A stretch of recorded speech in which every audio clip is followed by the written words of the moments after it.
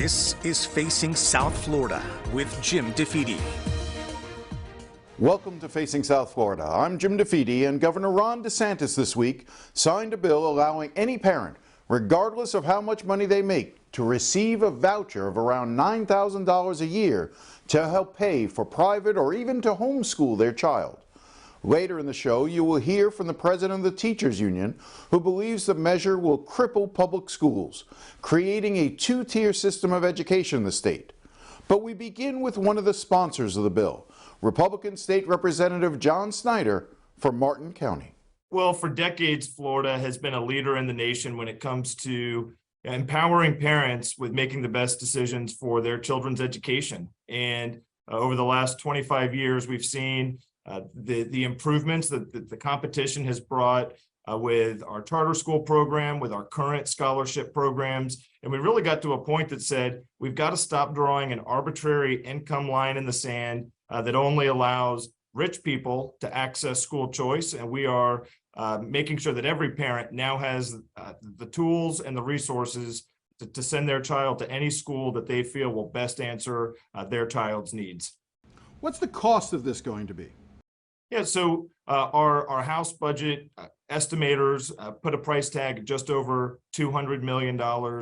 We've seen a couple different groups produce different numbers, but at the end of the day, we feel like our number hits the mark. But we have taken into account that if we do go over and above on this, we've got the cash here in the state to do that. And in my opinion, investing in our children is one of the most noble investments we as a state can make.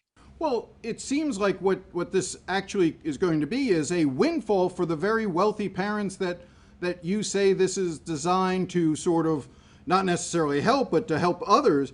That at the end of the day, what you're going to have is a whole lot of parents who send their kids already to private schools or pay for charter schools and are now going to get a huge bonus check essentially from the state, somewhere in the range of $9,000. The folks that we're worried about in this bill are the individuals that prior to this bill taking effect, that was not even an option in their toolbox. And we know that through the Florida Empowerment Scholarships and what we've seen with our first responders and opening up the access last year to our law enforcement professionals, the results speak for themselves, that there are hundreds of thousands of families that are right on this threshold where they make too much money to qualify for certain programs, but they don't have the resources to be able to send their child to a private school or a home school or any of the other options in this toolbox. And I think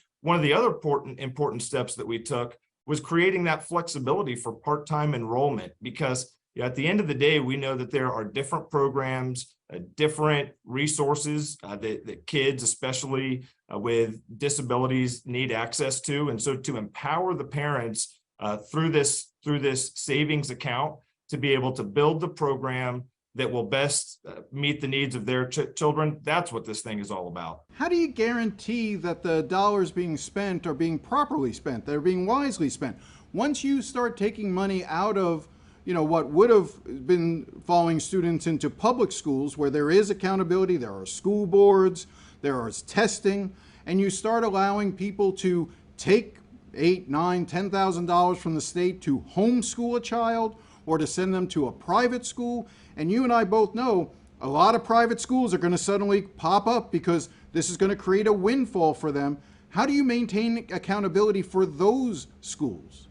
Right now, we have the scholarship programs that have been administering this here in the state for decades, to well over hundreds of thousands of families. And they have a proven track record how to make sure that if a private school is going to participate in this, that there's good transparency, accountability, and certain standards are being upheld. But at the end of the day, the reason we pass this is because we believe that it's not the government's role necessarily to determine the outcome for the children. We trust our parents, and our parents are going to be the ultimate decision makers in this. And through the competition that will undoubtedly come to the public school sector, that is what ultimately raises the standards. And so whether the children that stay in the traditional public school for that entire K through 12 setting they still will be benefiting from this because we want our schools to compete for the business of parents sending their kids to that brick and mortar facility. The interesting thing is, are you concerned at all about the children who end up in public schools? Are the children who often these private schools and many charter schools will not want because, for instance, they might have special needs. They might have, educational learning plans that are more difficult. Public schools have to provide that. Private schools, charter schools do not. They can opt out, as you said, and not take the dollars. So will we just end up with a system where the public schools are left with the burden of having to educate those who are most vulnerable, and as a result of lower attendance, they're going to have less resources to do it?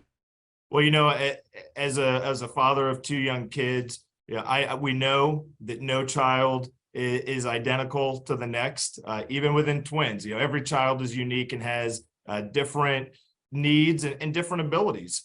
And so part of what this bill does is make sure that parents are informed if the school does not offer all of the services that a traditional public school would provide, that the parent knows that. But what we've seen throughout the state, some of the most successful charter schools have been schools created for those with some of the highest disabilities. Right in my own district, the Hope Center for Autism, which focuses on providing a 6 through 20 curriculum for children that are on the autism spectrum.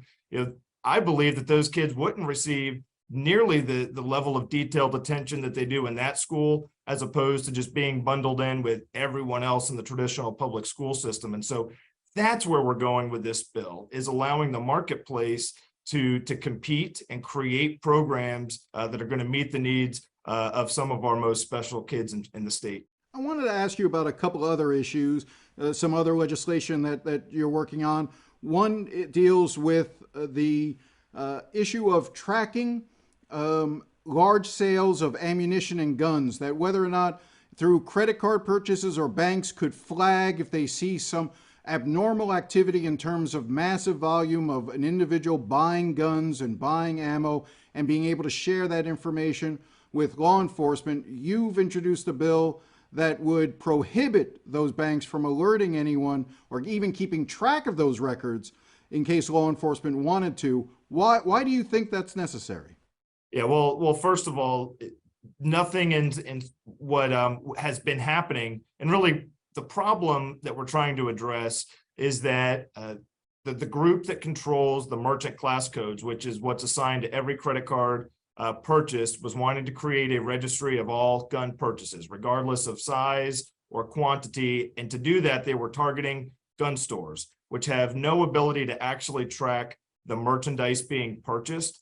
And so, a couple of issues that really concerned us here at the state level. One, we refuse to allow the creation of a backdoor registry by the harvesting of personal data and purchases made by consumers.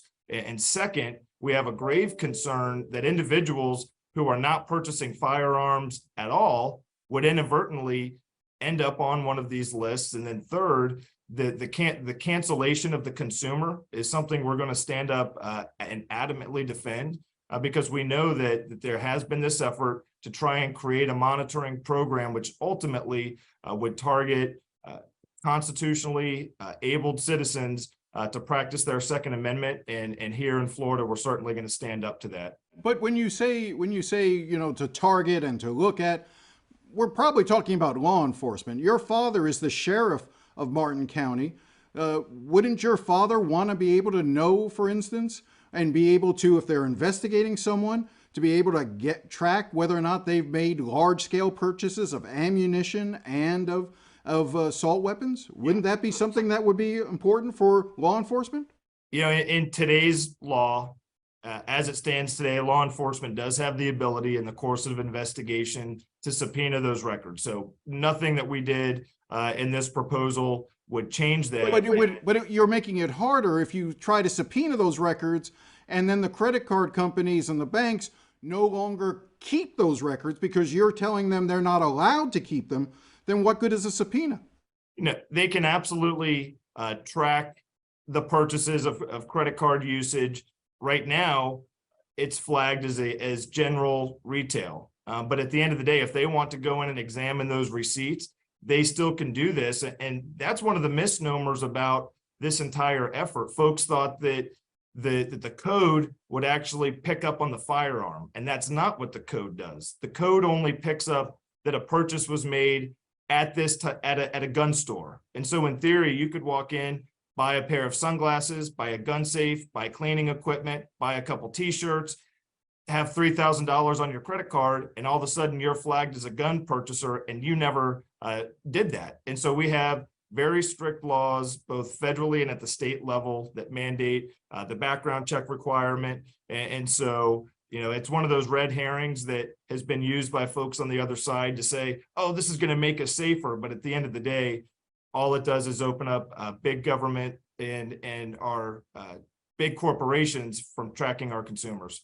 But you also voted for the permitless carry, saying that you don't want individuals who want to carry a concealed weapon in the state to have to apply for a permit or go through any sort of training or any of the type of regulation that you might want to have to guarantee public safety or to help at least achieve a public safety. Yeah, look, when the framers of the Second Amendment penned that document, there was a reason they did not include a permission slip from the government. And at the end of the day, any gun purchase that happens here in the state, there is still a significant background screening that is conducted.